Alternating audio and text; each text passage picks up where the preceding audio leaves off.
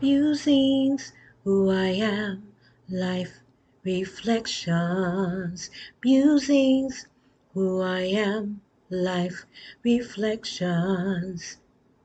Reflections of life, love, and the pursuit of happiness. This is Mocha. Welcome. Hello, hello, hello, hello out there. Hey everyone, how you doing? So I said I was going to do another pop-up video about sugar because I was looking around the other day at the sugar options. And as you know, I stopped with the what's that granulated regular sugar last year. I pretty much stepped away from that. And I also was noticing it's a lot that we don't know about sugar options or natural sugar options. So I want to start with that first because if you're trying to go a little cold turkey and you haven't done too much research or you don't know what your options are, I just want to give you a little bit of some information. So I'm going to add something to the stream here. Um, these are the natural sugar or natural sweeteners as options. Of course, most people probably only know maybe maple syrup or raw honey. I actually use coconut sugar. Just started adding dates, and I'm supposed to be adding it to my smoothies, and I always forget because I haven't been using a lot of sugar in my meals unless I'm making like cookies. I have coconut sugar and I have agave syrup. I also have blackstrap molasses, and I've never used the other ones except for stevia. I tried to use stevia before, but mainly because I guess maybe the way I was raised, I just didn't like the taste of it. It just didn't taste good to me, and I didn't like it at all.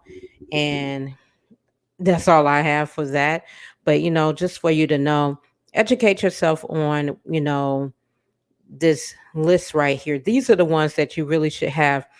The benefits of that blackstrap molasses is great, especially if you are iron deficient.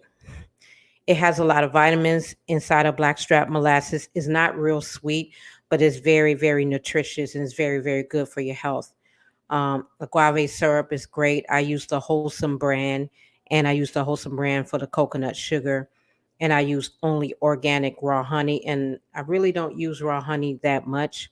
Um, and dates, I just started adding it to my regimen. I just thought I'd start off with what the natural sweeteners are, and I'm going to show you the the other the other things that most people don't use or don't yeah, you may use it in like when you work in an office. When I worked in an office, I was terrible with my sugar consumption, and it was pretty bad. I won't lie, it was really bad. And these sugar substitutes are what everybody is normally used to making or using. So if you look at the screen, I'll take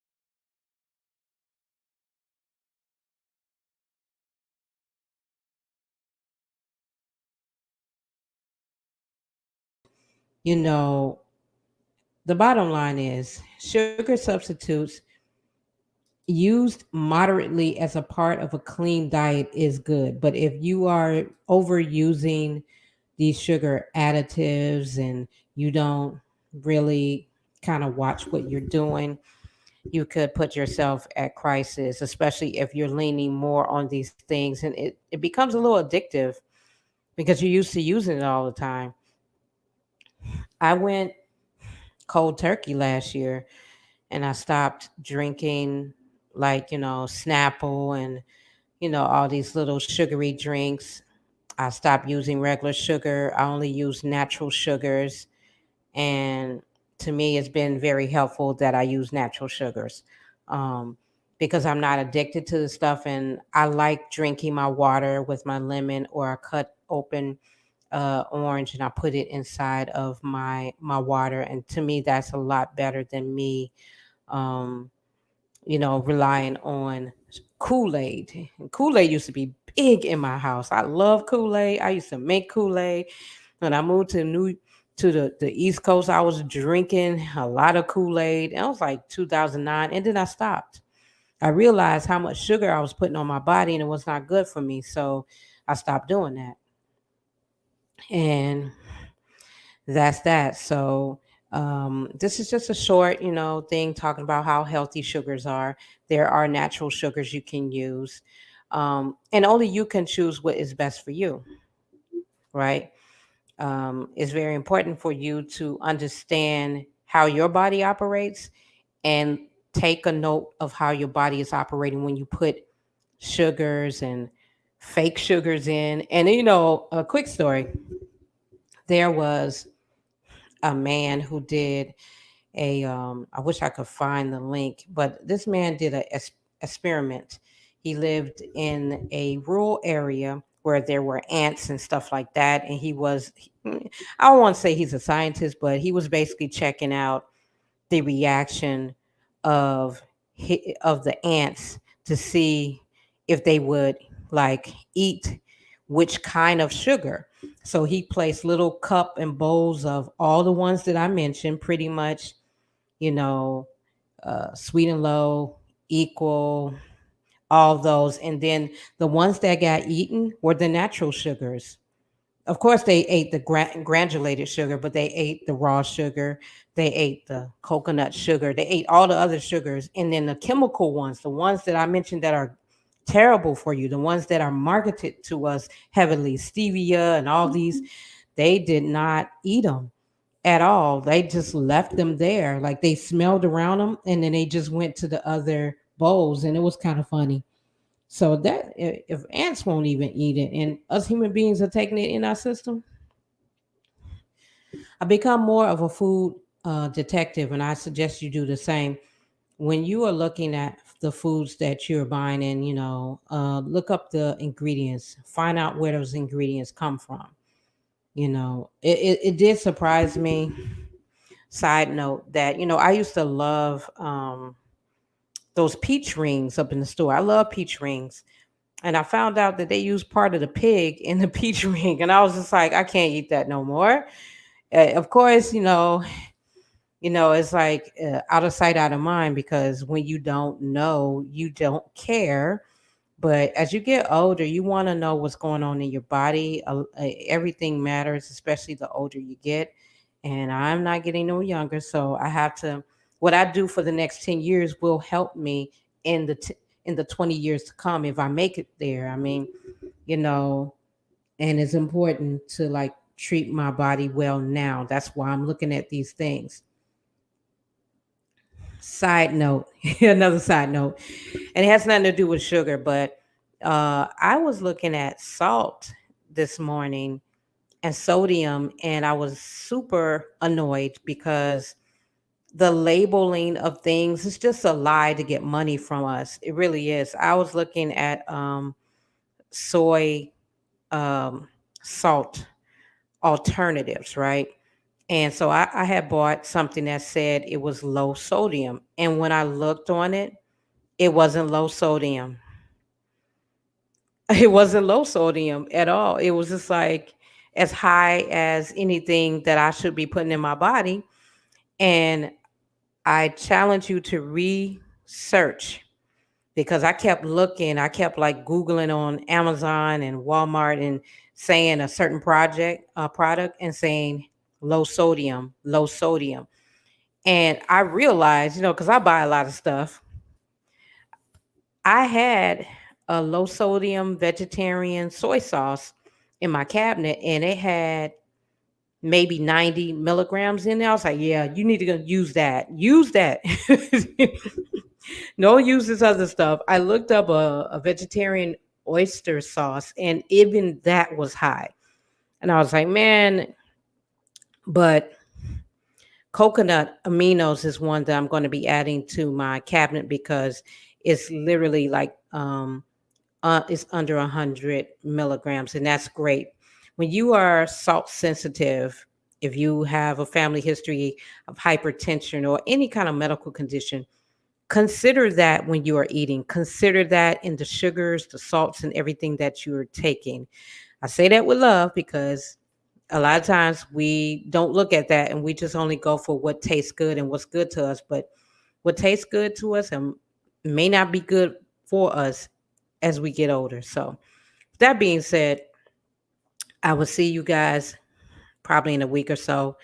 Have a great weekend. Please take care of yourselves. I know there's a lot going on in the world, but it's only one you. So take care of you and be the best you that you can be and love on yourself. With that, I'll say, I've gotta go. Take it on. Bye bye for now.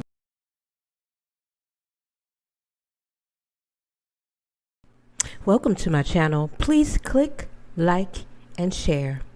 Thank you.